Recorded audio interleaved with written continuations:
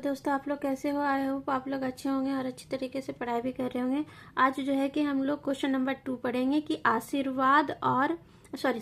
आदर्शवाद और शिक्षा पर संक्षिप्त टिप्पणी लिखिए। आदर्शवाद के शिक्षा के उद्देश्यों, पाठ्यचर्या और शिक्षण विधियों का उल्लेख कीजिए। इसी से रिलेटेड जो शॉर्ट क्वेश्चन है वो है, पहला है आदर्शवाद और शिक्षा पर संक्षिप्त टिप्पणी लिखना है।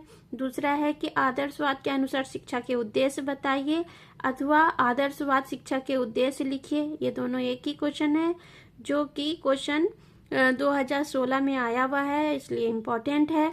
और 3 नंबर क्वेश्चन है कि आदर्शवाद और शिक्षा की पाठ्यचर्या पर संक्षिप्त टिप्पणी लिखिए। और चौथा नंबर क्वेश्चन है कि आदर्शवादी शिक्षा के उद्देश्यों तथा पाठ्यक्रम की व्याख्या कीजिए। कानपुर में 2017 में आया है। और आदर्शवाद एवं शिक्षण विधियों का उल्लेख कीजिए। ठीक है, तो ये आंसर हो जाएगा क्या कि सबसे पहले तो हमें क्या बोल रहा है, संक्षिप्त टिप्पणी लिखने के लिए। तो इसका हेडिंग लाइन देंगे कि आंसर में कि आदर्शवाद और शिक्षा, ठीक है, आइडियलिज्म एंड एजुकेशन। फिर उसके बाद फिर लिखेंगे कि आदर्शवादी विचारधारा को शिक्षा में स्थान दिलाने वाले कांट, फिक्टे, फ्रोबेल, हर्बर्ट, हिगेल आदि थे। कौन, मतलब कि जो आदर्शवादी विचारधारक थे वो क्या कौन कौन थे? कांट थे, फिक्टे थे, फ्रोबेल थे, हर्बर्ट थे, हिगेल थे। उन्होंने जीवन और जगत के संबंध में अपनी जो व्याख्याएं प्रस्तुत की है, उनका प्रभाव हमारी शिक्षा पर पड़ता है। ठीक है, जीवन और जगत से संबंधित जो भी उनकी जो सोच विचारधाराएं थी, वो जो प्रस्तुत किया है, उनका प्रभाव हमारी शिक्षा पर पड़ा है। आदर्शवाद ने शिक्षा के विभिन्न अंगों को प्रभावित किया है, जो निम्नलिखित है। पहला है शिक्षा का अर्थ, शिक्षा के कार्य, पाठ्यक्रम, शिक्षण विधियों, शिक्षक, शिक्षार्थी, शिक्षालय, अनुशासन। इन 8 पॉइंट पे जो है कि शिक्षा के ऊपर जो है कि आदर्शवाद के द्वारा जो है कि प्रभाव पड़ा है। शिक्षा का अर्थ समझ में आया है, शिक्षा के क्या कार्य हैं, पाठ्यक्रम कैसा होना चाहिए, शिक्षण विधियां कैसा होना चाहिए, शिक्षक और शिक्षार्थी कैसे होना चाहिए, शिक्षालय कैसा होना चाहिए, और अनुशासन में क्या क्या होना चाहिए। ठीक है,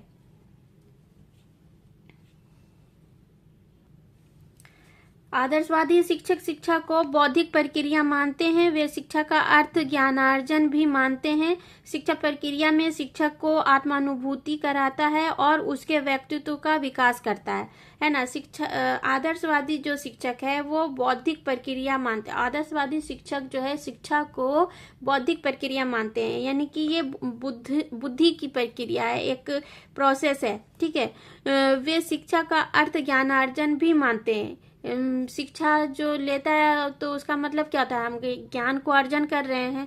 शिक्षा प्रक्रिया में शिक्षक को अनुभूति कराता, शिक्षा प्रक्रिया में शिक्षक को अनुभूति कराता है और उसके व्यक्तित्व का विकास होता है। ठीक है, अनुभूति कराता है शिक्षक को और उसकी व्यक्तित्व का विकास होता है। शिक्षा की परिभाषा क्या है? एडम्स के अनुसार शिक्षा का सतत और उद्देश्य प्रक्रिया है। उसमें एक व्यक्ति दूसरे व्यक्ति के विकास को ज्ञान के संचरण एवं व्यवस्थापन के द्वारा परिष्कृत करता है।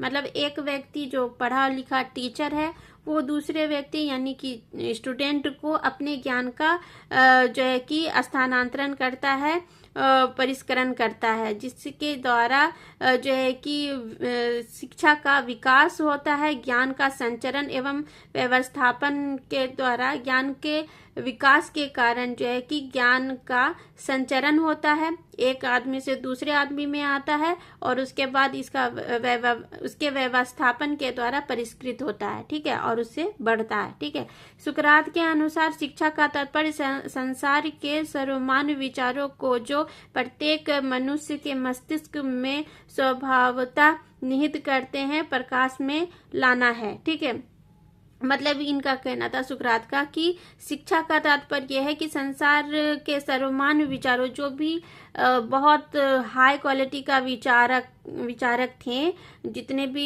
विचारक रहे हैं वो जो कि बहुत गुणी और बहुत महान विचारक रहे हैं, उन विचारों को प्रत्येक मनुष्य के मस्तिष्क में स्वतः ही निहित कर देता। मतलब कि अपने आप ही उन सब विचारों को जो है कि स्टूडेंट कंटेंट के मस्तिष्क में डालना, पढ़ा कर करके और उसको प्रकाश में लाना। जब पढ़ाएं तो भी तो बच्चे को समझ में आया कि हाँ, शिक्षा का यही मेन उद्देश्य है, यही मतलब है, और उससे वो प्रकाश में आया। ठीक है। प्लेटो के अनुसार शिक्षा से मेरा तात्पर्य उस शिक्षण से है जो बालकों में उचित आदतों के द्वारा प्रथम प्रवृत्तियां उत्पन्न करती है। सही से शिक्षा का उद्देश्य यह है कि जो बच्चे को अच्छे से अच्छा अनुशासन देता है, वही उसके अंदर प्रथम प्रवृत्तियां उत्पन्न करता है। ठीक है। उसके बाद फिर है कि शिक्षा के उद्देश्य एवं आदर्शवाद। आदर्शवादियों ने शिक्षा के निम्नलिखित उद्देश्य बताए हैं। आत्मानुभूति। आदर्शवादी शिक्षा का प्रमुख उद्देश्य आत्मानुभूति को व्यक्तित्व का उत्कर्ष मानते हैं। रॉस के अनुसार आदर्शवाद से विशेष रूप से संबंधित शिक्षा के उद्देश्य व्यक्तित्व का उत्कर्ष या आत्मानुभूति अर्थात आत्मा की सर्वोच्च शक्तियों अथवा क्षमताओं को वास्तविक रूप देना है। ठीक है। मतलब कि आत्मानुभूति की जो बच्चा पढ़ता है, ठीक है, उसका मेन उद्देश्य क्या होता है कि उसको अपने आत्मानुभूति यानी कि जो शिक्षा है उसको सिर्फ पढ़ लेना ही नहीं, उसको उसके अपने अंदर भी उतारना होता है। ठीक है, ताकि वो एक अच्छा इंसान भी बन सके। रॉस के अनुसार आदर्शवाद से विशेष रूप से संबंधित शिक्षा के उद्देश्य क्या है कि व्यक्तित्व का उत्कर्ष या अनुभूति अर्थात आत्मा की सर्वोच्च शक्तियों अथवा क्षमताओं को वास्तविक रूप देना, है ना। जो आदमी पढ़ा लिखा उस चीज को वो अपने अंदर उतारा, तभी तो उसके अंदर क्वालिटी आएगी और उसके पर्सनैलिटी में डेवलपमेंट आएगा, है ना। अच्छा, दूसरा क्या है? संस्कृति सांस्कृतिक विरासत की समृद्धि। आदर्शवाद के अनुसार शिक्षा का उद्देश्य सांस्कृतिक विरासत की समृद्धि करना है। शिक्षा संस्कृति को एक पीढ़ी से दूसरे पीढ़ी तक पहुंचाती है और उसकी समृद्धि करती है। शिक्षा आध्यात्मिक शक्तियों का विकास भी करती है। रॉस्क के अनुसार शिक्षा को मानव जाति के इस योग्य बनाना चाहिए कि वह अपनी संस्कृति की सहायता से आध्यात्मिक जगत की सीमाओं का विस्तार भी कर सके, है ना। मतलब संस्कृति का विरासत में वृद्धि क्या होता है कि एक जो है कि एक पीढ़ी से दूसरे पीढ़ी तक शिक्षा को पहुंचाना। मैंने पढ़ा, फिर मैं क्या करूंगी? मैं अपने बच्चों को पढ़ाऊंगी, फिर वो अपने बच्चों को पढ़ाएंगे। इस तरह से जो पीढ़ी दर पीढ़ी शिक्षा विरासत के तौर पर आगे बढ़ती रहती है, वही सांस्कृतिक विरासत के रूप में समृद्ध होती है, फलती और फूलती है। ठीक है। इसी तरह रस्क के अनुसार शिक्षा को मानव जाति के इस योग्य बनाना है कि वह अपनी संस्कृति का जो है कि एक दूसरे पीढ़ी से विकास कर सके। ठीक है। और उसके आध्यात्मिक जगत की सीमाओं का भी, और उसे क्या होता है? आध्यात्मिक जगत की सीमाओं का भी विकास होता है। उसके बाद फिर तीसरा हो जाएगा कि आध्यात्मिक विकास। आध्यात्मिक विकास क्या है कि शिक्षा के द्वारा बालक का आध्यात्मिक विकास किया जाना चाहिए। बालक की मूल प्रवृत्तियों को आध्यात्मिक प्रवृत्ति में परिवर्तित किया जाना चाहिए। इसके लिए उसे शाश्वत आदर्शों और मूल्यों का ज्ञान दिया जाना चाहिए।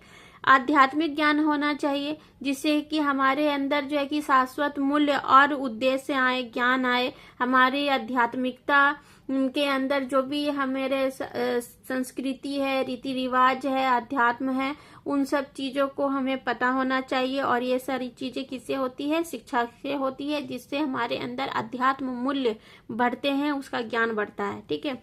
अमर आदर्शों और मूल्यों की प्राप्ति। ठीक है। तो क्या है कि आदर्शवादी शिक्षा का उद्देश्य अमर आदर्शों और मूल्यों की प्राप्ति मानते हैं। रॉस्क के अनुसार 3 अमर आदर्श होते हैं। अमर आदर्श जो है कि उसे मूल्य की प्राप्ति होती है। पहला क्या है? मस्तिष्क जो व्याप्त है, जो हमेशा रहेगा, जिसके अंदर जो भी डालो वो आता है। उसके बाद भावात्मक, जिसका अनुभव किया जाता है। हम जो भी कुछ पढ़ते हैं, लिखते हैं, उसको ऐसे ही नहीं ना पढ़ते, हम समझते हैं, भाव करते हैं, उसका अनुभव करते हैं, है ना। उसके बाद सांस्कृतिक सांकल्पिक, जिसका संकल्प किया जाता है। कि हमने ठान लिया कि मुझे ये काम करके रहना है, आज मुझे ये वाला लेसन पढ़ना है तो पढ़ना है, ये मेरा संकल्प है, ये मेरा, मुझे आज इस अच्छे तरीके से पढ़ लिख कर करके अच्छा टीचर बनना है तो बनना है, ये मैंने संकल्प कर लिया। तो ये सारी चीजें शिक्षा के द्वारा ही आती है। उसके बाद फिर आदर्श में 3 अमर मूल्यों को प्राप्त करने के लिए कहा गया, और यही 3 जो अमर मूल्य है, मानसिक, भावात्मक और संकल्पिक, इन तीनों को जो है कि प्राप्त करने के लिए आदर्शवाद में कहा गया है। ये 3 मूल सत्य सत्य शिवम सुंदरम है। सत्य शिवम सुंदरम का मतलब क्या हुआ कि ईश्वर ही सत्य है, वही सुंदर है, शिव है और वही सुंदर है। मतलब जो हमारे ज्ञान की जो वृद्धि करता है वो सत्य है, जो जिसके अंदर ज्ञान है वो सत्य है और वही शिव है, क्योंकि जिसके अंदर ज्ञान होता है, बुद्धि होती है, उसके अंदर क्या बोलते हैं कि ईश्वर निवास करते हैं, गॉड निवास करते हैं, और वही उसका मन सुंदर बन जाता है फिर। ठीक है। पवित्र जीवन की प्राप्ति कैसे होती है? आदर्शवाद शिक्षा के द्वारा बालक का जीवन पवित्र बनाने को कहा है।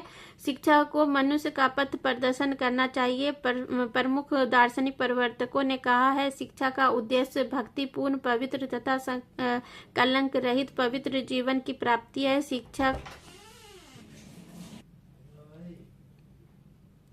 हाँ, तो पवित्र जीवन की प्राप्ति कैसे होती है? जब इंसान के अंदर बुद्धि आ जाती है तो उसके उद्देश्य जो है कि क्या होते हैं कि वो पढ़ता है पवित्र आत्मा के साथ, और उसके बाद उसके उद्देश्य भक्तिपूर्ण, पवित्र तथा कलंक रहित पवित्र जीवन की प्राप्त करना चाहता है। यानी कि किसी भी तरह का कोई गुनाह नहीं करना है, कोई धोखाबाजी नहीं करना है, कोई गलत झूठ बात नहीं कहना है, किसी के साथ कुछ गलत नहीं करना है, भक्तिपूर्ण और पवित्र तथा कलंक रहित जीवन को जीना है। ठीक है। शिक्षा को मनुष्य का पथ प्रदर्शन इस प्रकार करना चाहिए कि उसे अपने आप की प्रकृति का सामना करने का एवं ईश्वर से एकता स्थापित करने का स्पष्ट ज्ञान हो सके। मतलब जो इंसान अपने आप का सामना कर सकता है, या कैसे कर सकता है? जिसके अंदर पूरी सच्चाई हो, है ना। कभी कभी ऐसा होता है जो इंसान झूठ बोलते बोलते, गुनाह करते करते ऐसा हो जाता है कि वो अपने अंदर झांक नहीं सकता, वो अपने आप से नजर नहीं मिला पाता है। तो उस इंसान को, वो इंसान ईश्वर से किस तरह से मन में आएगा और किस तरह से ईश्वर की को प्राप्त कर सकेगा? तो जिस इंसान के अंदर अपने अंदर झांकने का शक्ति हो, वही ईश्वर की एकता स्थापित कर सकता है अपने अंदर। ठीक है। और उसी को सच्चा ज्ञान प्राप्त होता है। ठीक है। शाश्वत एकता की प्राप्ति। शाश्वत एकता क्या है कि आदर्शवाद के अनुसार मनुष्य को शिक्षा के द्वारा शाश्वत एकता की प्राप्ति करनी चाहिए। विभिन्न प्राकृतिक वस्तुओं में जो दैवी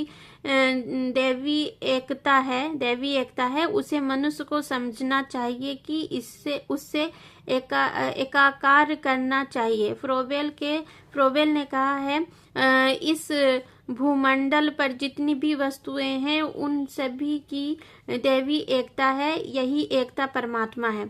शाश्वत एकता की प्राप्ति, जो इस दुनिया में पूरी जो एक शक्ति है जो पूरी दुनिया को चला रहा है। हम लोग सब जानते हैं कि इस दुनिया को चलाने वाली एक शक्ति है जो कि इस दुनिया की सारी चीजों को देख रहा है, समझ रहा है और चला रहा है। ठीक है।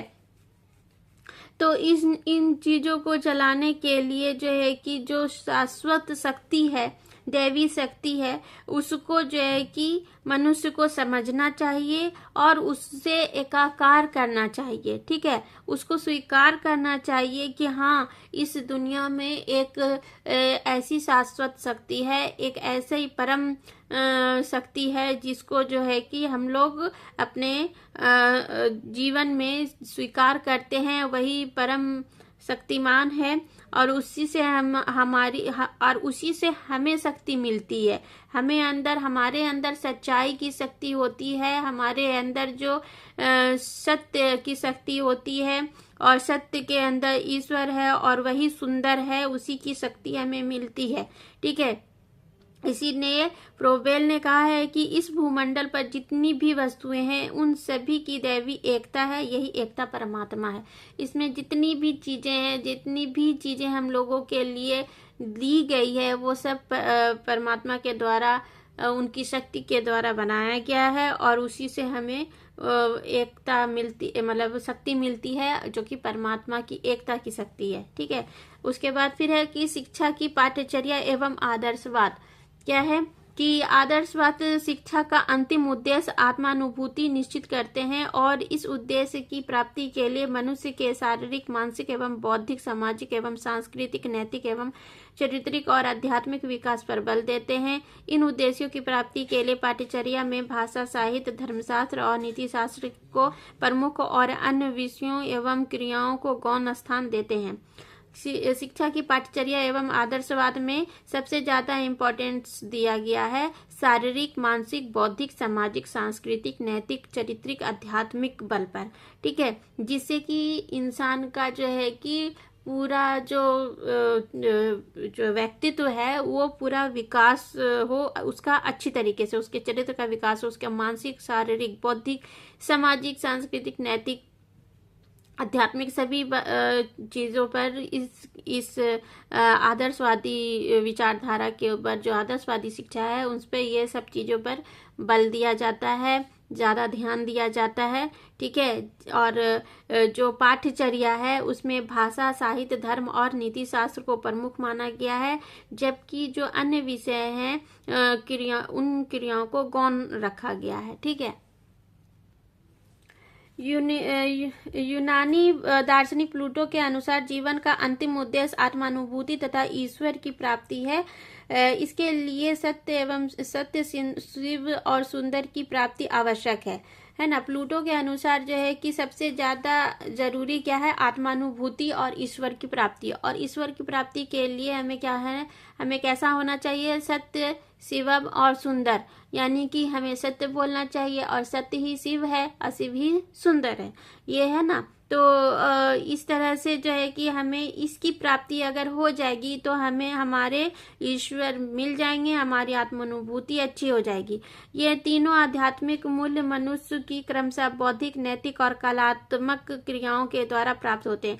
और ये तीन चीज जो है कि सत्य, शिव और सुंदर, ये जो हमको किस तरह से मिलेगा, तो हम जब ये तीन चीज करेंगे, यानी कि हमें हमारे बौद्धिक, नैतिक और कलात्मक क्रियाओं पर ज्यादा जोर देना पड़ेगा, उस पर हमको काम करना पड़ेगा, तभी हमारे अंदर की ये तीन चीजें जो आध्यात्मिक मूल्य है, सत्य, शिवम और सुंदरम, इन चीजों को हम प्राप्त कर सकते हैं। अतः प्लूटो पाठ्यचर्या में इन्हीं विषयों एवं क्रियाओं के समावेश पर बल देते थे जो मानव को उपर्युक्त क्रियाओं में दक्षता प्रदान करें। ठीक है। और जो प्लूटो हैं वो इन्हीं तीनों चीजों पर ज्यादा विशेष ध्यान देते हैं, जिससे कि हम इंसान एक अच्छा और दक्ष इंसान बन सके।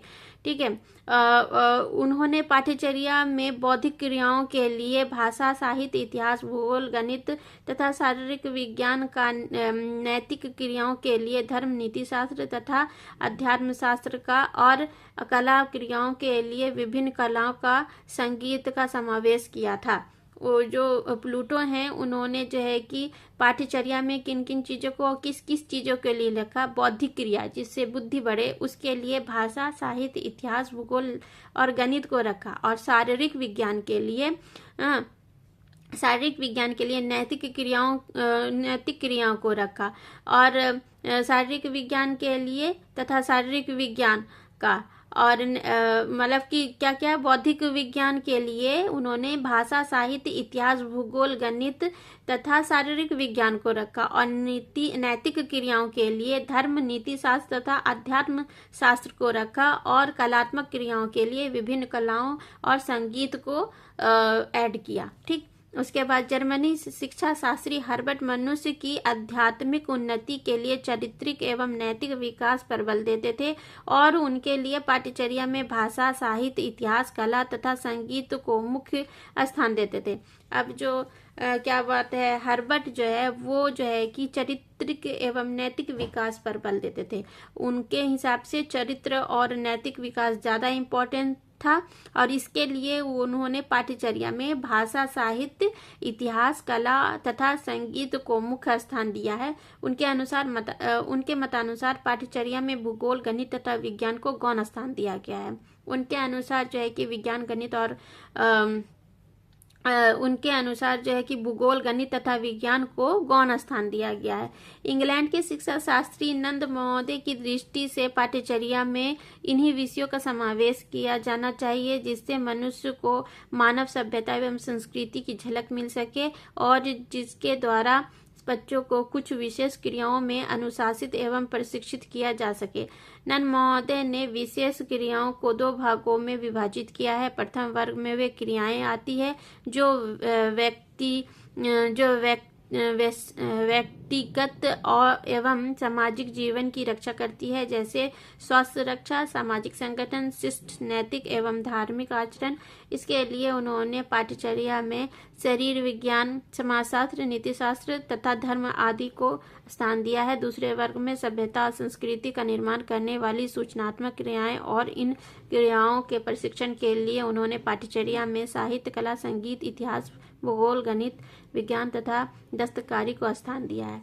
मतलब कि हर किसी ने अपने अपने हिसाब से अलग अलग विषय को अलग अलग स्थान दिया है और किसके लिए दिया है। बौद्धिक शिक्षा के लिए जो है कि समाजशास्त्र, नीति शास्त्र, धर्म और क्रियाओं के लिए, और कुछ जो है कि साहित्य कला के लिए कला, संगीत और जो है कि कुछ दस्तकारी चीज़ों के लिए। इन सब चीज़ों का अलग अलग वैज्ञानिकों ने अलग अलग पाठ्यचर्या के अनुसार अपने अपने हिसाब से स्थान दिया है। ठीक है, जो कि आप उसको देख करके सही से जो है कि एक नोट पैड पे लिख लीजिए और उसको समझ लीजिए ताकि ये आपको याद रहे कि किसने क्या लिखा, क्योंकि सब्जेक्ट सभी मिले जुले हुए हैं और इससे समझने में थोड़ी दिक्कत होगी। और ये ऑब्जेक्टिव में आता है, शॉर्ट क्वेश्चन में भी आता है, लॉन्ग में भी आ सकता है, तो इसको आप लोगों ने ध्यान से पढ़ना है।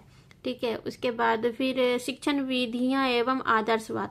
आदर्शवादी इस तथ्य से परिचित हैं कि बच्चा प्रारंभ में अनुकरण द्वारा ही सीखता है। इसलिए वे बच्चों के माता पिता एवं अध्यापकों से यह अपेक्षा करते हैं कि बच्चे वे सम्मुख उच्च आचरण प्रस्तुत करें। अध्यापकों से वे यह भी उपेक्षा करते हैं कि बच्चों के प्रमुख खेल, चित्रकला व संगीत आदि के उत्कृष्ट नमूने प्रस्तुत करें जिसका अनुकरण कर वे इनको सीखें। बच्चे जो होते हैं वो शुरू में क्या होते हैं, अनुकरण करके, मतलब कि देख देख करके ही सीखते हैं। इसके लिए उन्होंने जो है कि अध्यापकों से बच्चों के शिक्षा के लिए कहा है कि खेल खेल करके कभी चित्रकला दे दिया, कभी संगीत कर दिया, इसके अनुसार ही वो अनुकरण करके सीख सकते हैं। और उसी के द्वारा बच्चों को शिक्षक से इसी तरह से खेल कूद करा करके चित्रकला और संगीत के द्वारा ही बच्चों को अनुकरण करा करके सिखाने के लिए, शिक्षा देने के लिए कह रहे हैं। वे अध्यापकों से यह भी उपेक्षा करते हैं कि वे छात्रों में अच्छे से अच्छा कर दिखाने की प्रेरणा उत्पन्न करें। उस स्थिति में अनुकरण विधि द्वारा शिक्षण आदि अधिकारी होता है। बच्चों में मूल्यों के विकास और उसके चरित्र के लिए वे बच्चों के सामने धर्म ग्रंथों और साहित्य के धरोदात्त नायकों के चरित्र प्रस्तुत करने पर बल देते हैं। आदर्शवादियों का विश्वास है कि मनुष्य की प्रकृति अच्छे बुरे में भेद करने की होती है। वे इन धीरोदात्त नायकों के गुणों का अनुकरण कर अच्छे मनुष्य बनेंगे। और उनका ये भी कहना है कि जो अच्छे मनुष्य हैं, जैसे कि महात्मा गांधी और जो है कि सुभाष चंद्र बोस हैं, और बहुत महान जो ऋषि हुए हैं, जो है कि अच्छे से जो महान विचारक हैं, उनके बातों को बताना चाहिए क्लास में छोटे बच्चों को, और कहानी सुना करके ना उनको ये सारी चीज़ें बतानी चाहिए जिसके चलते उनके अंदर चारित्रिक विकास विकास हो, उनके अंदर भी उनके मन में सत्य और चरित्र का विकास होना चाहिए, अच्छे गुण विकसित होने चाहिए, बुरे भले की समझ विकसित होनी चाहिए, है ना, अच्छे बुरे में भेद करना आना चाहिए। ठीक है, तो ये सारी चीज़ें उनका कहना है कि इन सब गुणों को टीचर को बड़े बड़े जो महान व्यक्ति रहे हैं उनको बताना चाहिए बच्चों को कहानी सुना कर करके।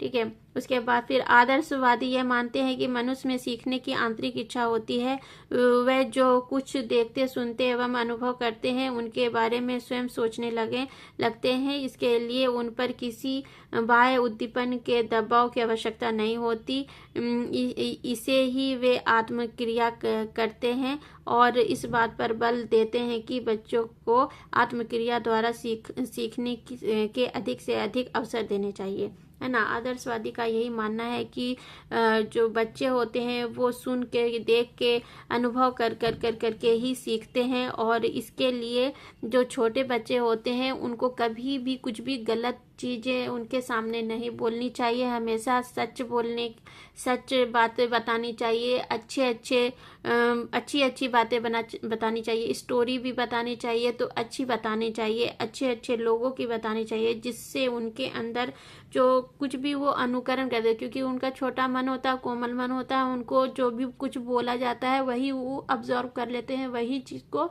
सत्य मान लेते हैं।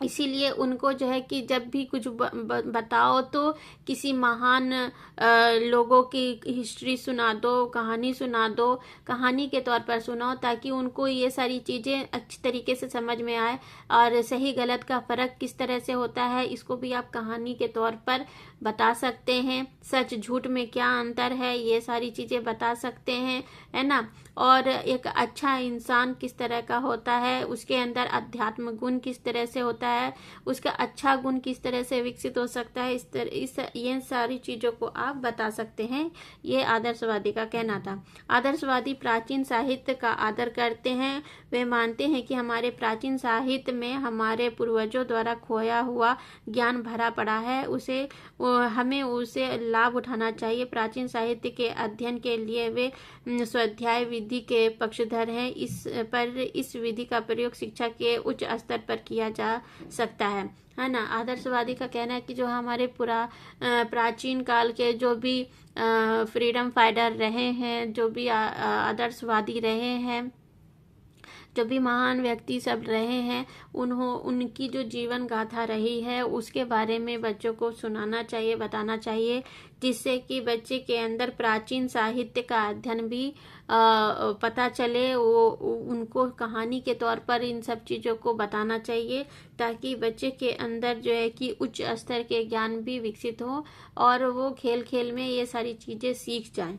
ठीक है, उसके बाद पाश्चात्य आदर्श विचारक, ठीक है, पाश्चात्य आदर्शवादी विचारकों ने अनेक शिक्षण विधियों का विकास किया है। प्लूटो के गुरु सुकरात वाद विवाद व्याख्यान और प्रश्नोत्तर विधि द्वारा उस समय के युवकों को शिक्षा दिया करते थे। जो प्लूटो के जो गुरु हैं वो कौन है? सुकरात। उन्होंने वाद विवाद और व्याख्यान और प्रश्नोत्तर विधि द्वारा उस समय के युवकों को क्या किया था? शिक्षित किया था। ठीक है, वे किसी स्थान पर युवकों को एकत्रित कर उनके सामने प्रश्न प्रस्तुत करते थे। युवक उन प्रश्नों पर विचार करते थे, उत्तर देते थे, तब वे उन प्रश्नों के संदर्भ में अपना मत स्पष्ट करते थे। प्लूटो ने प्रश्नोत्तर विधि के आधार पर संवाद विधि का विकास किया। प्लूटो ने अपनी अधिकतर रचनाएं भी संवादों के रूप में लिखी है। प्लूटो के संवाद विश्वविख्यात हैं। उनके शिष्य अरस्तु आगमन और निगमन विधियों पर बल देते थे। आगमन विधि में सामान्य से विशिष्ट की ओर चला जाता है और निगमन विधि में जो है कि विशिष्ट से समान की ओर चला जाता है, ठीक है ना। तो यहाँ तक का क्या था कि पाश्चात्य आदर्शवादी जो थे, जो प्लूटो हैं, वो प्लूटो के जो गुरु थे सुकरात, वो जो है कि वाद विवाद और व्याख्यान और प्रश्नोत्तर विधि के द्वारा उस समय के युवकों को पढ़ाते थे। यानी कि जब वो पढ़ा लिया करते थे तो उनसे कुछ क्वेश्चन पूछते थे टीचर अपने बच्चे से, यानी कि प्लूटो। तो जो है कि सुकरात मतलब, तो वो जो है क्या करते थे कि जो बच्चे जिससे भी पूछते थे उसको जो है कि जवाब देता था और हर किसी से पूछते थे। तो जिसका उससे क्या पता चलता था कि किसका माइंड कितना तेजी से काम किया समझने के लिए, जो कि मैंने कुछ भी बताया उसको, ठीक है। और हर का प्रश्न देने का तरीका अलग अलग होता है ना। तो इस तरह से उससे जो है कि उसके जो मानसिक विकास है, बुद्धि है ना, उसका भी पता चलता है, ठीक है। और उससे क्या होता है, युवक सभी प्रश्न का अपने में विचार करते थे, जो भी क्वेश्चन पूछा उसके बारे में सोचा, उसके बाद फिर उसको जवाब देते थे। इसी तरह प्लूटो ने प्रश्नोत्तर विधि को आधार माना और संवाद विधि का विकास किया। और प्लूटो जो थे वो प्रश्नोत्तर और संवाद विधि का विकास किया उन्होंने। उसके बाद फिर प्लूटो ने अपनी अधिकतर रचनाएं भी संवाद के रूप में ही लिखी है। प्लूटो के संवाद विख्यात हैं। उनकी शिष्य जो प्लूटो के जो शिष्य हैं अरस्तु, वो आगमन और निगमन विधि पर बल देते हैं। आगमन विधि में सामान्य से विशिष्ट की ओर ध्यान दिया जाता है, मतलब कि छोटा से बड़ा की ओर जाता है। और निगमन विधि में जो होता है वो विशिष्ट से सामान्य की ओर जाया जाता है, मतलब बड़ा से छोटा की ओर, है ना। और विशिष्ट से सामान्य की ओर चला जाता है। पहले वे उदाहरण प्रस्तुत कर सामान्यीकरण करते थे और फिर इस प्रकार प्राप्त सिद्धांत का प्रयोग करते थे। आधुनिक आदर्शवादी दार्शनिकों में हीगल ने तर्क विधि, पेस्टोलॉजी ने अभ्यास और आवृत्ति विधि, हर्बर्ट ने अनुदेशन प्रणाली और फ्रोबेल ने खेल विधि का विकास किया। देखो, हर जो पाश्चात्य दार्शनिक जो थे उन्होंने अपने अपने हिसाब से जो पढ़ाने का जो तरीका था उसको विकसित किया था, ठीक है। और उसी में जो है कि उसी के इसमें अरस्तु जो है वो आगमन और निगमन विधि के तरफ ध्यान दिए। उनके इसमें जो क्या था कि सामान्य से विशिष्ट की ओर जाया जाता था और विशिष्ट से सामान्य की ओर जाया जाता था। और इसी से और पहले वे कुछ उदाहरण प्रस्तुत करते थे, उसके बाद फिर सामान्यीकरण करते थे, फिर उसका सामान्य तौर पर सोचना विचार करना करते थे, फिर इस प्रकार सिद्धांत का प्रयोग करते थे। उसके बाद फिर आधुनिक आदर्शवादी दार्शनिकों में हीगल ने तर्क विधि को दिया कि सब लोग को बैठा दिया गया और एक टॉपिक दे दिया गया, उसी पर तर्क विधि किया गया कि तर्क करो कि कौन किसके ऊपर ज्यादा से ज्यादा किसी एक टॉपिक पर बोल सकता है। 2 ग्रुप बना दिया गया और उस टॉपिक पे बातचीत करी गई। पेस्टोलॉजी ने अभ्यास और आवृत्ति विधि को दिया, हर्बर्ट ने अनुदेशन प्रणाली और फ्रोबेल ने खेल विधि का विकास किया। तो इस तरह से जितने भी पाश्चात्य विचारक आए उन्होंने अपने अपने हिसाब से अपने जो है कि शिक्षण विधि का विकास किया और उसी का कुछ, और अभी भी ये तर्क विधि, प्रश्नोत्तर विधि और जो है कि व्याख्यान विधि, है ना, ये सारी चीजें जो है कि अभी भी हमारे टीचिंग लाइन में चलती है, इसका यूज होता है ताकि बच्चे के अंदर हम ये पढ़ाने के दौरान ये सारी चीजों को देख कर के बच्चों से पूछ सकते हैं। पढ़ते पढ़ते जो भी हम लोग टॉपिक पढ़ाते रहते हैं उनसे बच्चों को फिर बाद में पूछते हैं उठा करके कि कितना समझ में आया, ताकि ये तो नहीं कि हम पढ़ा रहे हैं और बच्चों को कुछ समझ ही में नहीं आ रहा है, या जो बच्चे ध्यान नहीं दे रहे हैं। तो बच्चों के ऊपर ध्यान भी देना बीच बीच में बहुत ज़रूरी है। इसके लिए ही क्वेश्चन आंसर पूछा जाता है। और फिर जो भी टॉपिक पढ़ाया गया एक दिन के बाद, दूसरे दिन के बाद, या नए किसी टॉपिक को बोल दिया गया कि इस पर तुम लोग सभी लोग अभ्यास करके आना, इस पर जो है कि तर्क विधि कराया जाएगा, है ना।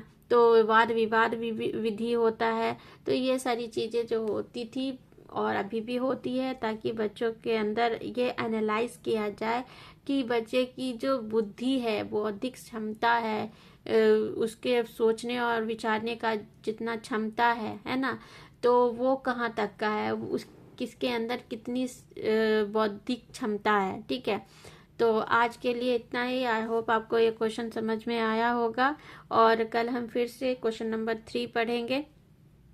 थोड़ा लॉन्ग क्वेश्चन है, इसको समझने में थोड़ा सा लॉन्ग वीडियो बन जाता है, इसके लिए आप परेशान मत होया करिए। लेकिन सुनने में बहुत अच्छा लगता है और पढ़ने में भी अच्छा लगता है। आपको ज्ञान होगा, इससे पता चलेगा कि किस तरह से क्या क्या होता है। ठीक है, तो कल के आपको भी एक टीचर बनना है, तो जब तक कि आप डीपली नहीं पढ़ेंगे, जब तक कि आप अच्छी तरीके से नहीं देखेंगे सुनेंगे, तो आपको भी तो पढ़ाना ही है ना।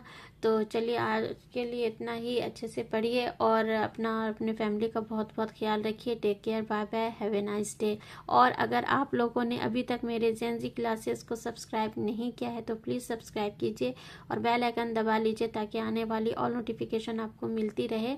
और प्लेलिस्ट पे मेरे सारे प्रैक्टिकल फाइल पड़े हुए हैं, आप उनको भी जा कर के देख सकते हैं। ठीक है, टेक केयर, बाय बाय।